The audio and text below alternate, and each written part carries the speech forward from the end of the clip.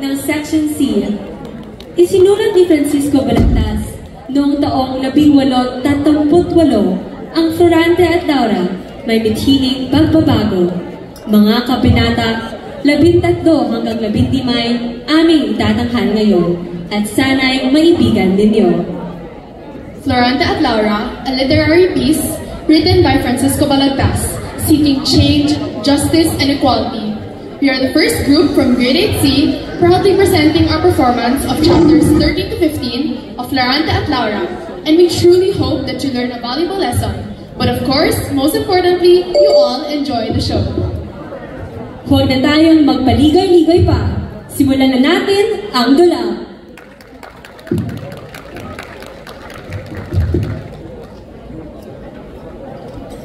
Sa isang malayo at mapanglaw na gubat, makikita ang dalawang binatang nagturusan, may relihiyong magkasalungat. Si Florante, ang isang Kristiyanong bayaning taga-Albania, at si Aladdin, isang morong mandirigmang nagmula sa Persia. Nang magkita ang dalawa, sila'y agad-agad na tumulong sa isa't isa.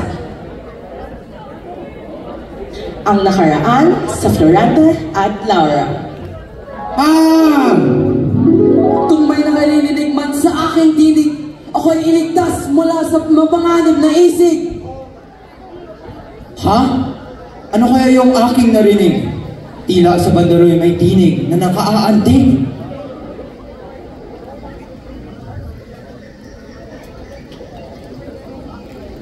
Sinundan ni Aladdin ang tinig na narinig at nagulat nang makita si Florante sa piling ng mga leyon at nakatali ang mga bisig.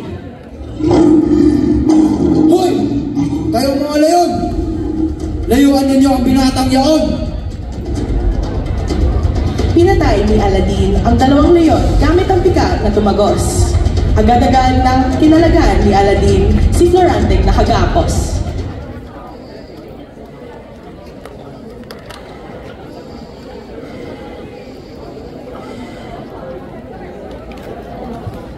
Ika'y gumising, kaibigan. Sa pagkakagapos, ika'y aking kakalagan. Sino kang sa akin nagpalaya? Nasaan ang aking mahal na si Laura? Di ko kayang mamuhay ng ganito. Nawala si Laura sa buhay kong ito. Buhay kong maganda noon ay tila nagdilim na ngayon. Ano ang sinasabi mo? Huwag mong itapon ang buhay na binigay sa iyo. Kung di mo aalagaan ang sarili mo, paano na ang minamahal mo? Pinagdadaanan ko'y katulad din ng iyo, puno ng hinagpis, sakit at simpayo.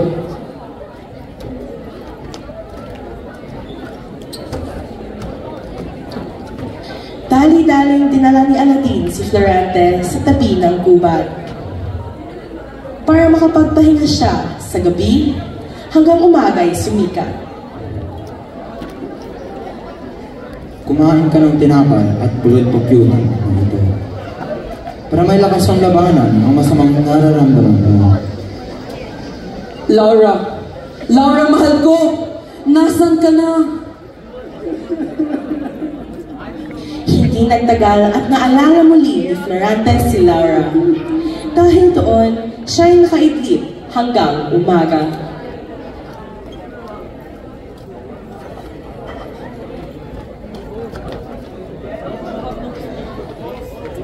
Pagdating ng umaga, ang dalawang binata ay puno na ng gana. O sa langit, ako'y nagpapasalamat sa bigay na lakas.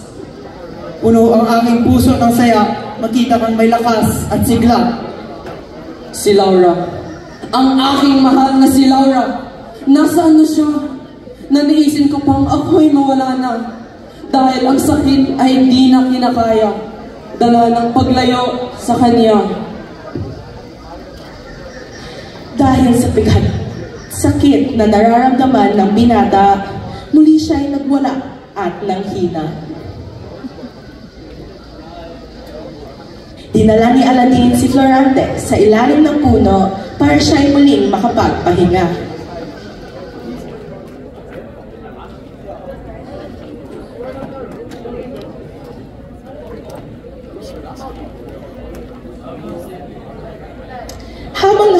sa ilalim ng lilim, naalala ni Florante ang isang lihim. Ang kapangyarihan ng pagmamahal ay sadyang malakas. Ito ay nagbibigay hirap sa akin at pumapawi ng lakas. Ngunit ang sakit na tila walang wakas. Simula pa noong bata ako, ito na ay bakas.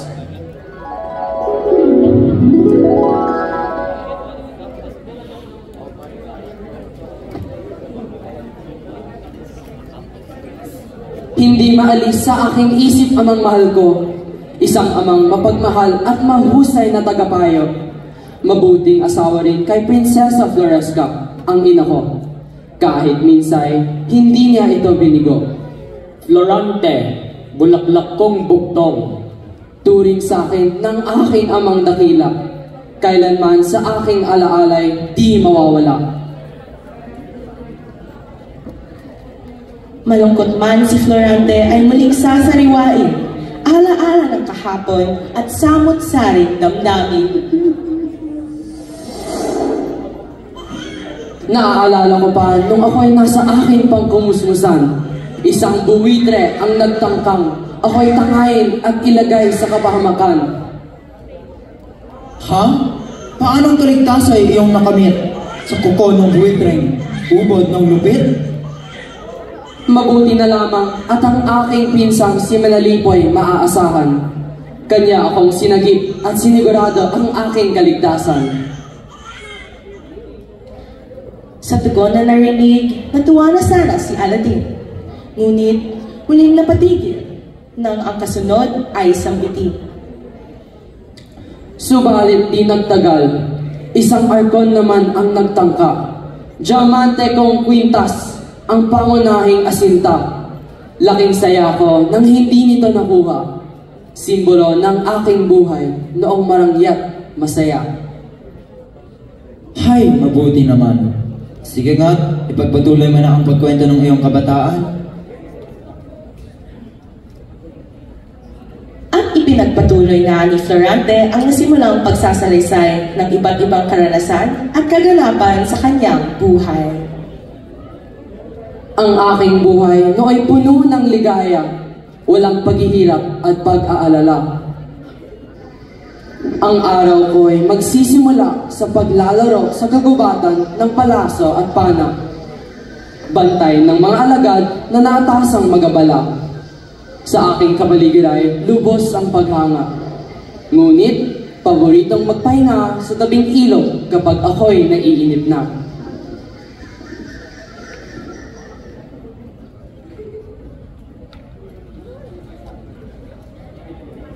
Ang iyong kabataan ay talagang masaya.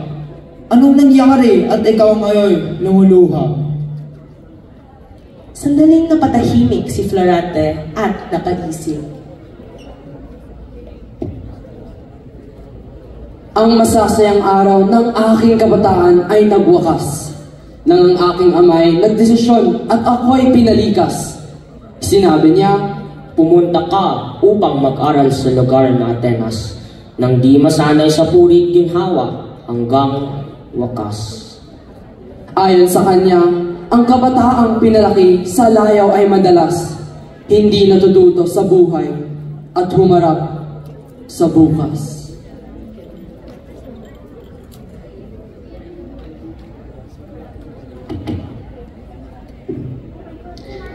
Dito na nagwawakas ang mga pangyayari sa mga kabanatang 13 hanggang 15 ng Florante at Laura. Dito natin makikita na sa kabila ng pagkakaiba sa relihiyon nila, pagkakaibigan pa rin ang nagpuma. Kaya naman, kahit sino pa ang iyong kasama, laging piliin gawin ang natatama. Maraming salamat sa pakikinig sa aming dula.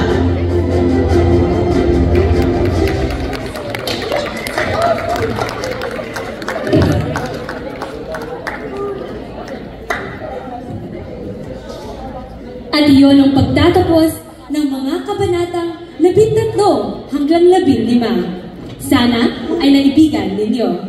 Jess, bago tayo magbukas, ipakikilala ko muna sa lahat ang mga magagaling at masisibag na mga taong nagbibigay ng buhay sa aming dula. Okay, Upang simulan ang pagpapakilala, nais naming magpasalamat sa aming mga guro, sina Bining-Bining Sonia at Ginoong Laison, na nagbigay ng walang sawang pagsuporta at paggabay sa buong proseso ng dulang ito. Kung wala sila, hindi magiging matagumpay ang pagsasadulang ito. Sunod, ang aming komite sa props at paggawa sa mga manika. Sina Maria Alonda, Marie Tode, Kaylee Dizon at Caitlin Chin na kusang nagpamalas ng kani-kanilang mga talento sa paglilikha at pagdidisenyo. Hindi namin malilimutan ang mga puppeteers na sina Ezra Copenco, Drake Tew, Willen Ong, Timothy Chu, Kurt Lau at Emmanuel Go na nagbibigay buhay sa mga tauhan sa pamamagitan ng paggalaw.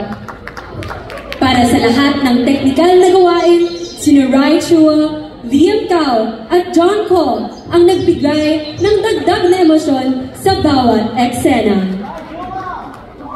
At syempre, ang mga aktor na ginagamit ang sining ng pagsasalita at pagbigkas upang mailabas ang tunay na emosyon na nararamdaman ng mga tauhan. Si Andre Lee bilang Aladdin, ang morong mandirigmang nagmula sa Persia. Mavi Chua bilang Florante, ang Kristiyanong bayaning taga-Albania. Kurt Lau bilang Duque Perseo, ang mapagmahal na ama ng ating bida. At si Jazlyn Tan bilang tagapagsalaysay.